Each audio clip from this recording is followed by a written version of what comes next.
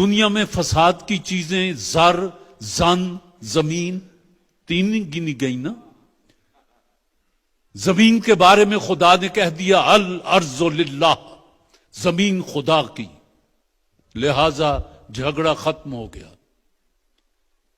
پھر زن، سورہ نساء میں تمام حقوق دے دیے گئے جو آج تک خواتین کو نہیں ملے تھے پوری دنیا میں. اسلام وہ پہلا دین ہے جس نے آ کر اس گری ہوئی مخلوق کا ہاتھ تھاما اور اس کو سہارا دے کر ایک باعزت مقام عطا کیا. اور تیسری بات تھی یہ وراثتیں، یہ گدیاں، اس پر بھی خدا نے حصے کر کے دکھا دیے.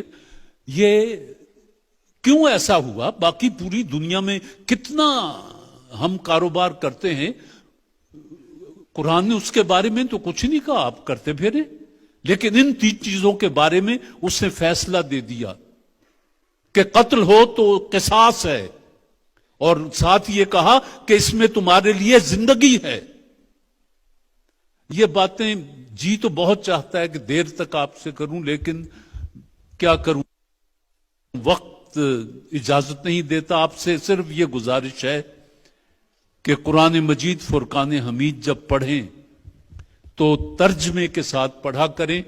جو لوگ ترجمے سے پڑھتے ہیں وہ فوز و فلاح بھی پاتے ہیں. میری آپ سے گزارش ہے کہ زندگی تو خاکی ہے، خاک میں خاک ہونا ہے. خاک میں خاک ہونے سے پہلے اس خاک کے شفا کو اپنے ماتھے کا جھومر بنا لیں. دنیا بھی خوش، اگلی زندگی بھی خوش. آپ کا بہت بہت شکریہ.